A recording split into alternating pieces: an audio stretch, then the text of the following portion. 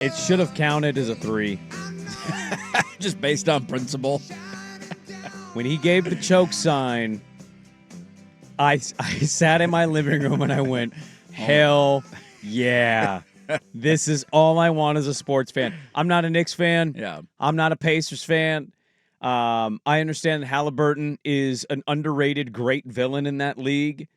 That was an all-time moment that, much like Kevin Durant, was about 2 inches away from being the perfect all-time moment. So close. And it almost, like, if they lose that game, too, then he's going to get made fun of. They're using the choke sign on him. It's the choke sign on him because he didn't quite finish it. I was waiting to hop in the shower. The game was a 14-point game with, 2 minutes to go? Yeah. And I'm just like, all right, I mean, let's just let's just watch the end of this, run it out, make sure there's nothing crazy that happens. And then Nesmith hits a 3, and then another 3, and then another 3, and then another 3. And then you're just like, I was almost in disbelief just standing in my living room like, is this really going to No, it's not going to happen. I'm stunned. And then you get the Siakam, OG Anunoby play where you're like, oh, my God, I don't think that was a foul. I think that was all ball. And then let's review it for 37 minutes. That was a great call, by the way. I thought on the broadcast, they were interpreting that wrong. That was not possession. That's a loose ball. It's a loose ball. They're both going for it. It's incidental contact. I thought that was the right call by the officials, and they're on the broadcast talking about him touching the arm. And 50-50, could go either way. And I'm like, but he got the ball first, and then it's a loose ball, That's and then what it's I thought, incidental contact. Like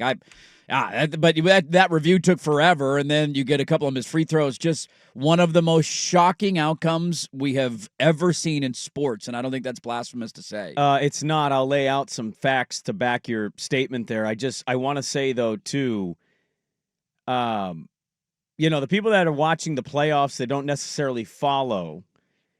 You today are not allowed to be the same person that bitches and moans about the NBA and the three-point shot.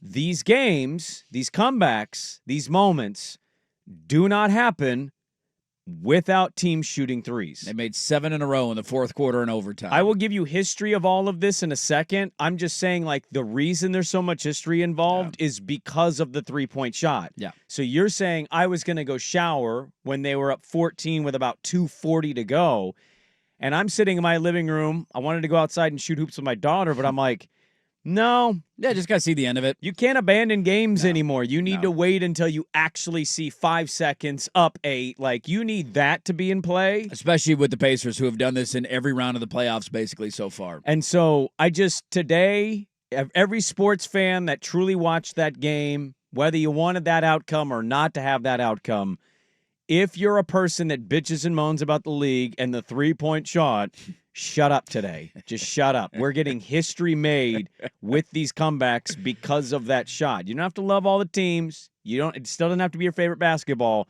but the way the game is played now opens it up to that kind of ending. Here's a lot of stats for you. I'm going to throw some at you, okay? They're pretty remarkable. This one from Marco Romo on Twitter. Since 1997, 1998, teams are 4 and 1,649 when down by 7+ points with less than a minute to go in the fourth quarter or overtime in the playoffs. The Pacers have accounted for 3 of those wins. They've done it in every round. They did it to the Bucks in the first round, the Gary Trent Jr. game. They did it in Game 1 in Cleveland, and I remember watching that on a walk, like, just what is happening right now? And then they did it again. Quite literally never seen what we saw last night. What do you mean, Sprague? This one from Nate Duncan. Teams up 14+ points in the final 250 of a playoff fourth quarter or overtime in the play-by-play era. They were 977-0. They are now 977-1. It's never happened before. It's never happened. What you saw last night has never happened in the history. How about this one? Brunson had 43. Cat had 35. Haliburton had 31. And Nesmith had 30 points. This is the 5th playoff game, the 5th in NBA playoff history with 4 30-point scores in a game. How about Aaron Nesmith? Man, what a night for him. He is the first player in NBA history to make 6 3-point field goals in the fourth quarter of a playoff game. Only 6 other players have made 6 threes in a quarter of a playoff game. Antoine Walker in 2002, Lillard in 2021, Devin Booker in 2021, Michael Porter Jr. in 2021, Bogdanovich in 2021, Steph Curry in 2022. Those were first quarter, second quarter. He quite literally did something we've never seen. That's from NBA PR. In the fourth quarter, he just kept getting shot up, and they kept going in. And then finally they played it. I thought they had a decent defensive call against him, and then Josh Hart slipped late in the game, and he got another open three. Of the 10 most improbable comebacks of the playoffs in the play-by-play era since 1997, this one from Mike Bowie, the 2025 Indiana Pacers have 3 of the 10 most improbable comebacks just in the playoffs this year. Last night, the Cavs series, the Bucks series. They've done it every round of the playoff. When it happens once, you're just in awe of like, oh my God, I can't believe they actually pulled that off. And you hear all the historical context. And we did that when they had that comeback against Milwaukee. And then they did it again against Cleveland in game 1. And you're not quite as in much disbelief because they just done it, but you're trying still in disbelief. You're trying to process all of it. And now that the fact that they've done it 3 times in a row, or 3 rounds in a row, I should say, they have stolen a game in every round of the Eastern Conference playoffs that they had no business winning. And the historical numbers tell us that. They had no business winning that game. It's never happened before. That's the first time I've ever seen that in the history of the NBA. They're now, like, my mind goes to, and I feel like we do this sometimes with football teams more so than basketball teams. Like, this is just is this their year? Destiny? Like, this is now. Are you doing Destiny I'm kind of going Destiny on. If you make sense of that. I can't. Neesmith was 6 of 6 from 3 in the fourth quarter. He couldn't miss. He couldn't miss. He didn't touch it. No matter where he was shooting from, no matter how much time was on the shot clock, no matter who was guarding him, every single time you're just like, oh my, he made another one. Holy crap. So I'm not sitting here acting like I thought this would happen. I didn't dismiss the idea, which is why I watched the game until it was over, because obviously you go to overtime, you're going to watch. But what were the live odds if you bet them with like 2.5 minutes to go down by 14? So they were money down line 14 plus with 250 left. Those live money odds had to have been Pacers plus 900 or more. It had to have been, right? Because I saw somebody. See if I can find John Ewing has this stuff all the time. Golliver had the win probability percentage at that point, and I think it was 99.7 or 8. Something like that. It was, almost a certainty the game was over. Knicks, because, again, it was 977-0 in the history when teams in the NBA had that lead. Okay, hold on. So, trying to see. Okay, maybe he doesn't have it. Yeah, I don't know. Would have been a nice payday. I'll tell you what, if the Pacers win this series, I don't know if they got another one of these left on them in the conference finals. If they get to the NBA finals and they're trailing at any point in one of those games in the final 2 to 3 minutes, I'm hammering the money line.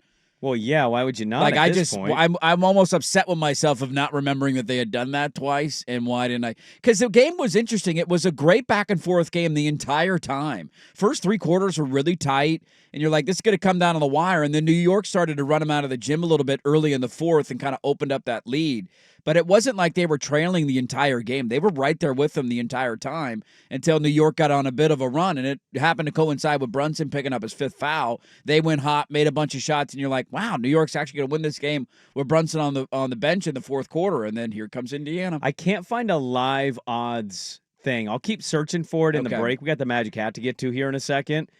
I can't find a live odds, but I am fascinated by that. Yeah. To have a 0.3% chance at the point that they were down, you had to have gotten at least plus 1,000 live, right? Had to have been. There was just no way that was going to happen, and then it happened. It happened. God, I might be with you on the Destiny stuff. It's hard not to put that into your brain. It's happened 3. They have 3 of the craziest wins in the history of the NBA of our entire of lives. All time. His life, your life, my life. It doesn't matter how old or young you are. No. That was the craziest ending to a game we've ever seen. They've done it 3 times in the playoffs. In one playoff run. Just unbelievable. The choke, the scene, the crowd, being at MSG. It was perfect. You could hear the yellow Pacer jersey. The yellow Pacer jersey. It just, man. You could hear a pin drop in that building in the final 90 seconds because they all could feel the pucker. Reggie sitting courtside on the call. I got way more on this I want to get to. Buddy, Knicks fans were not happy about that. By the way, when that ball bounced on the back rim, we all thought it was going to go in, didn't we? I kind of thought it was going to go in. The way it went up, I'm like, and they're still looking up. I'm like, that's going to drop. Oh, yeah. But I didn't dismiss the idea when Neesmith hit like 2 in a row. I'm like, He looks like he is in that zone. They also got incredibly lucky, too, and it will be a forgotten note of the game. Brunson should have turned it over. They inbound the ball, and he was in the corner, and he tried to hit it off of a Pacer foot to make it go out of bounds, and it went between both of them, and it just bounced out to midcourt.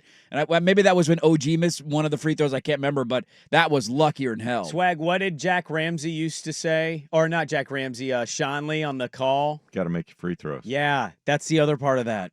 OG, Cat, make free throws. Gotta make your free throws. Game's over, buddy. Yes, it is. But they didn't do it, and the Pacers did, and they have an improbable comeback.